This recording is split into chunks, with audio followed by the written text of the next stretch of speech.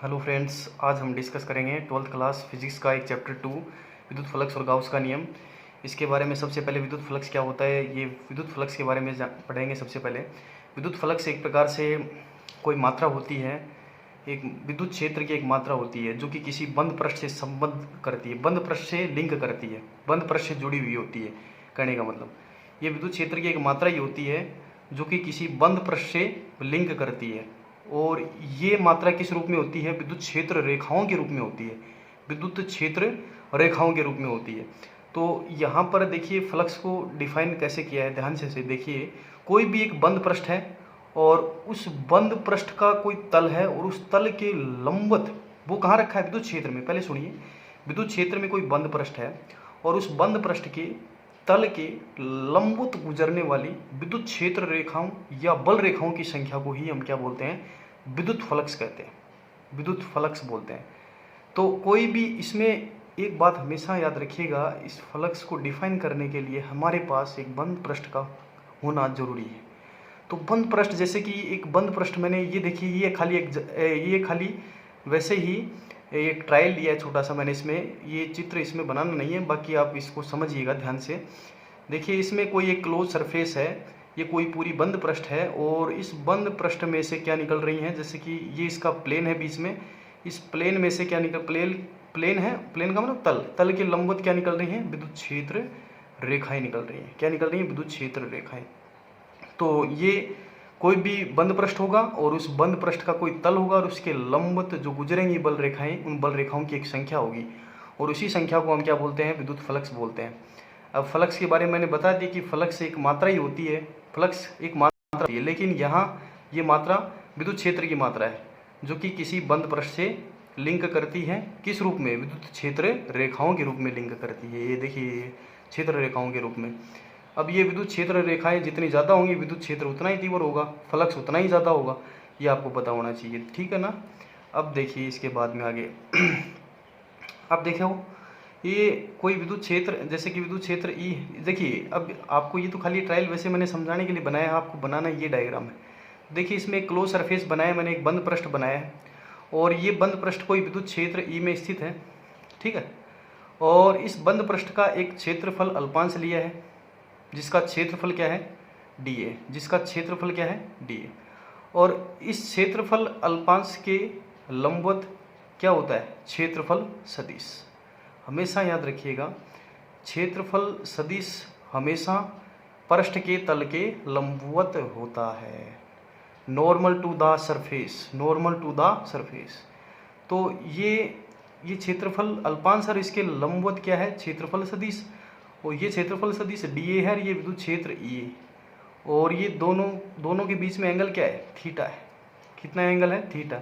तो उस केस में फ्लक्स क्या होगा? इस बंद पृष्ठ से लिंक फ्लक्स क्या होगा? मतलब ये छोटा सा ये क्षेत्रफल अल्पांश है, इस भाग से जो लिंक जो फ्लक्स है, यानी इससे जुड़ा हुआ जो फ्लक्स है वो कितना होगा? वो किस रूप में होगा? वैसे नॉर्मली हम डिफाइन करते हैं ई डॉट डी ए, यानी दोनों वेक्टर यानी दोनों सदिशों का अदिश गुणनफल के रूप में डिफाइन करते हैं।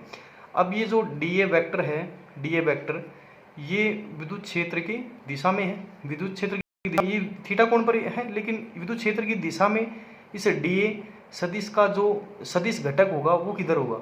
वो विद्युत क्षेत्र की दिशा में क्या होगा? डी ए कोस थीटा होगा। ये बात याद रखिएगा।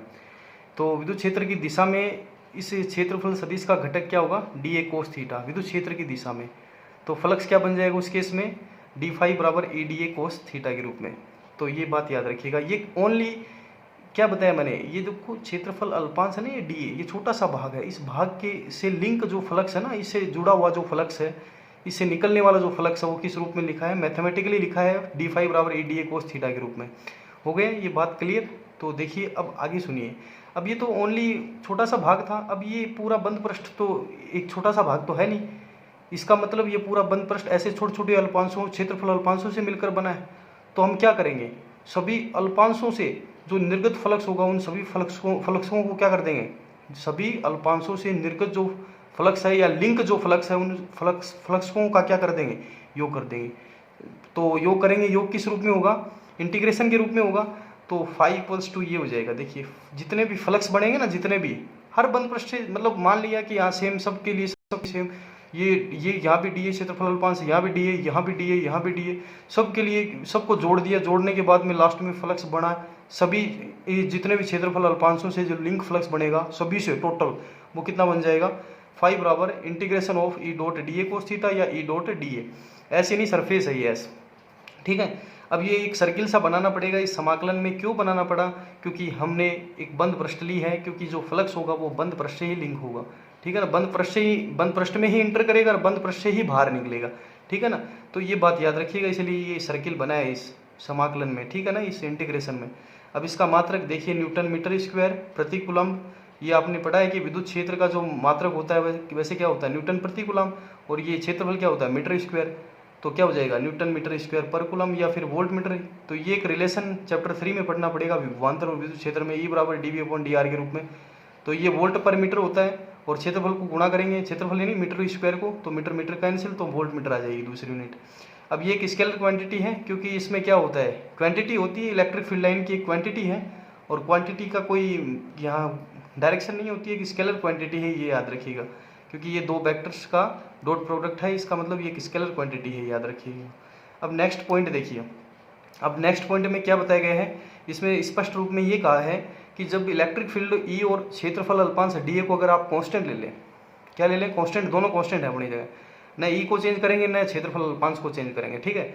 तो उस केस में इलेक्ट्रिक फ्लक्स क्या होगा, यानी विद्युत फ्लक्स क्या होगा, ई और डी ए के बीच बने कोण थीटा पे डिपेंड करेगा। तो उस केस में जो फ्लक्स बनेगा वो ई और डी ए के बीच में जो कोण बनता है ना, कोण, ये कोई कोण, इस पे डिपेंड करेगा, थीटा पे। ये थीटा बताएगा ये फ्लक्स क्या होगा। तो इसमें सबसे पहला जो केस है उसके बारे में डिस्कस करते हैं हम। तो पहला केस है थीटा बराबर 0 हो तो कोस 0 का मान होगा कोस 0 का मान 1 और d5 बराबर AD, फ्लक्स होगा अधिकतम। इसमें मैंने एक डायग्राम शो किया है, देखिए पहले केस के लिए। देखिए ये हमारा क्लोज सरफेस है, पूरा बंद पृष्ठ है, और इसमें मैंने एक लिया एक क्षेत्रफल अल्पांश, और क्षेत्रफल अल्पांश के लंबवत कोण होता है क्षेत्रफल सदिश, और इलेक्ट्रिक फील्ड ई भी इधर ही है, तो दोनों एक ही दिशा में है। कहने का मतलब ई और डी ए दोनों समांतर हैं, थीटा बराबर 0 है। तो उस केस में फ्लक्स कैसा होता है, अधिकतम EDA के रूप में निर्गत फ्लक्स होता है। कहने का मतलब, निर्गत का मतलब वो फ्लक्स यानी वो विद्युत बल रेखाएं उस बंद पृष्ठ से बाहर निकलती हैं। तो ये ध्यान रखिएगा।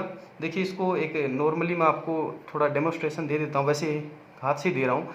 देखिए ये हमारी क्या है, ध्यान से देखिएगा। ये पूरी मान लेते हैं, माना हमने फिलहाल ये क्लोज सरफेस है, एक बंद पृष्ठ है, और जैसे कि ये हमारा इलेक्ट्रिक फील्ड है, ये इलेक्ट्रिक फील्ड है। इलेक्ट्रिक फील्ड की डायरेक्शन देखिए, इलेक्ट्रिक फील्ड की डायरेक्शन ये जो पेन की ये नोब है, नोब की तरफ है, ठीक है, ऐसा है इलेक्ट्रिक फील्ड, ठीक है, दिख रहा है, इलेक्ट्रिक फील्ड है, ये ध्यान से देखिएगा।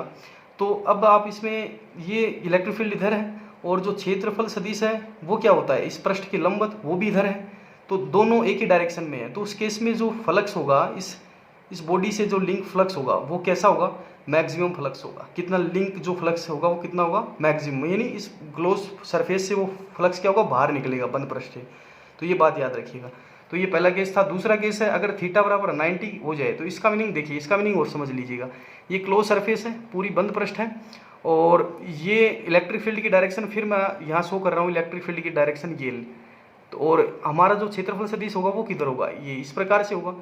तो ये 90 हो गए ना, देखो इलेक्ट्रिक फील्ड ये हो जाएगा, पेन की नोब, देखो नोब की तरफ इलेक्ट्रिक फील्ड है, और ये हमारा क्षेत्रफल सदिश हो जाएगा। तो दोनों के बीच में एंगल कितना हो गया, 90। तो फ्लक्स निर्गत नहीं होगा, 0। फाई का मान, d5 का मान क्या हो जाएगा, 0 हो जाएगा। उस केस में कोई फ्लक्स नहीं जाएगा, क्योंकि देखो ऐसे ऊपर से निकल जाएगा फ्लक्स, विद्युत बल क्षेत्र रेखाएं ऊपर से निकल जाएगी। तो ये ध्यान रखिएगा। तो d5 बराबर 0 हो जाएगा, फ्लक्स 0 हो जाएगा। तीसरा केस है थीटा बराबर 180 का। थीटा बराबर 180 के केस में और देख लीजिएगा। तो थीटा बराबर 180 में कोस फाई बराबर 180, यानी फ्लक्स नेगेटिव मिलेगा इसमें, और दोनों इलेक्ट्रिक फील्ड यानी विद्युत क्षेत्र और क्षेत्रफल सदिश दोनों एक दूसरे के विपरीत दिशा में होंगे, दोनों। देखिए डायग्राम शो किया है इसमें, इस प्रकार से ये बनाया गया है। देखिए इसमें फ्लक्स नेगेटिव फ्लक्स मिलेगा, कहने का मतलब फ्लक्स अब वो बंद पृष्ठ में इंटर करेगा, अंदर आएगा। तो ये ध्यान रखिएगा, विद्युत क्षेत्र रेखाओं के रूप में आएगा अंदर, ठीक है। तो ये जरूर ध्यान रखिएगा।